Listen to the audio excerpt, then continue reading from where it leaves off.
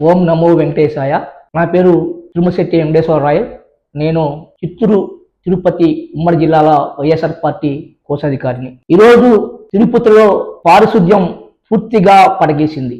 ఎక్కడ చూసినా బస్టాండ్ కాడ చూసినా, రైల్వే స్టేషన్ కాడ చూసినా, విష్ణువాసం కాడ చూసినా, శ్రీనివాసం కాడ చూసినా, ఎక్కడ చూసినా కూడా రోడ్ల మీద ఈ చెత్త చెదారం, మురికాలలో నీరు నిండి ఆ నీరు కుంటలుగా చేరి మురికి నీరుగా చేరి దానివల్ల దోమల బెడలు ఏర్పడి మరి అంటు రోగాలు కూడా రావడం జరుగుతుంది.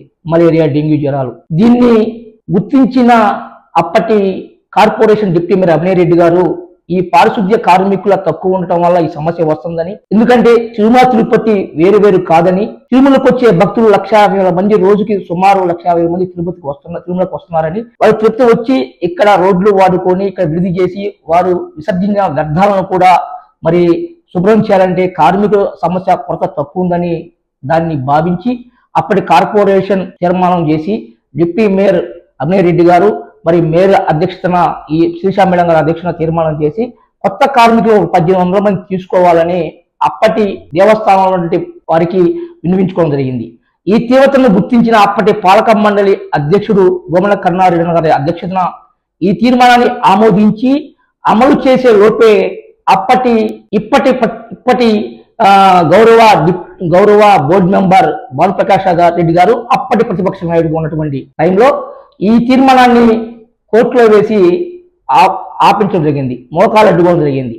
అప్పటి నుంచి ఇప్పటిదాకా ఈ తీవ్రత ఇంకా పెరిగి తిరుపతి మరీ ముఖ్యంగా భక్తులు వచ్చే ప్రదేశాల్లో ఎక్కువ కూడా మలినాలతో వ్యర్థాలతో చాలా ఖరాబ్గా ఉంది. మరి తిరుపతిలో ఉన్నటువంటి ఎక్కువ భూభాగం తిరుమల సంబంధించినవే ఉన్నాయన్నమాట.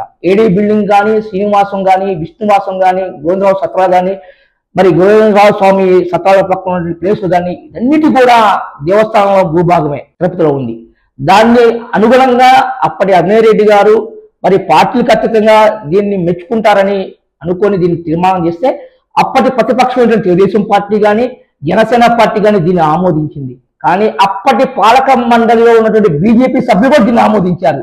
గమ్మత్తు ఏంటంటే భానుప్రకాష్ రెడ్డి గారు దీన్ని వ్యతిరేకించి మోకాలడ్డారు. కానీ తిరుపతి అభివృద్ధి విషయంలో మా పార్టీ కానీ మా నాయకులు కానీ ఎప్పుడు కూడా ముందుంటారు. మరి ఆ ముందు చూపు ఉండటం వల్లనే అభినయ్ రెడ్డి గారు 18 ప్లాన్ మాస్టర్ ప్లాన్ రోడ్లు కానీ, ఫీల్డ్ రోడ్లు కానీ మరి ప్రజలకి అందుబాటులో తేవాలి, తిరుపతిని అభివృద్ధి చేయాలి, పార్టీకి అతీతంగా ఆయన పనిచేయడం జరిగింది. కానీ భానుప్రకాష్ రెడ్డి గారు దీన్ని ఆ రోజు మోకాలు అడ్డుకోవడం వల్ల ఈ తిరుపతి పారిశుద్ధ్య విషయంలో చాలా వెనుకబడడం. ఎందుకంటే భక్తులు ప్రపంచ దేశాల నుంచి భక్తులు వస్తారు. మరి తిరుమలకి ఒక ప్రత్యేక స్థానం ఉంది ప్రపంచంలో. ముఖ్యంగా పరిశుభ్రంగా ఉండాలి, ఆరోగ్యంగా ఉండాలి, పచ్చదనంగా ఉండాలంటే ఈ పారిశుద్ధ్య విషయం అనేది చాలా ముఖ్యం. మరి ఈ పారిశుద్ధ్య కార్మికులు కొరతని గుర్తించే అప్పటి పాలక మండలిలో తీర్మానం చేస్తే భానుప్రకాష్ రెడ్డి గారు దీన్ని అడ్డుకోవడం జరిగింది.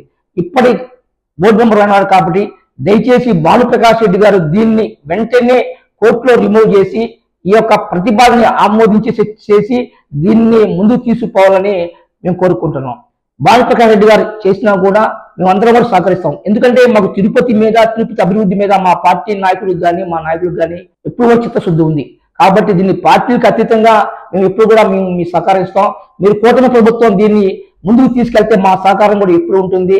ఎందుకంటే ఈ 1,800 మందిని మనం కనుక పెట్టగలిగితే 18 మంది కుటుంబాలకి మనం ఉపాధి అవకాశాలు కల్పించడం అవుతాం. లోకల్ గా వాళ్ళ కుటుంబాలు కూడా చెప్పుకుంటే ఈ క్రీడంతా కూటమి ప్రభుత్వాలకు వచ్చినా కూడా మాకు అభ్యంతరం లేదు. మాకు కావాల్సింది తిరుపతి అభివృద్ధి చెందాలి, తిరుపతి పరిశుభ్రంగా ఉండాలి. ఎందుకంటే మన దేశంలో ఇండోర్ నగరమే చాలా క్లీన్గా ఉంది. దాన్ని తగన్నే విధంగా అభినయ్ రెడ్డి గారు దీన్ని ఆలోచన చేశారు.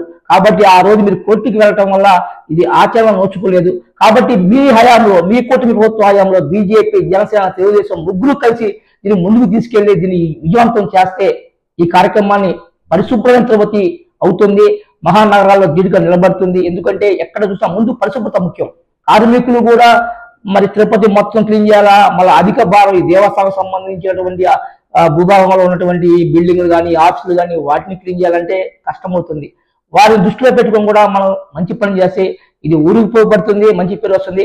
ఆ పేరు మీరే తీసుకోండి, మేమైతే సహకరిస్తాం.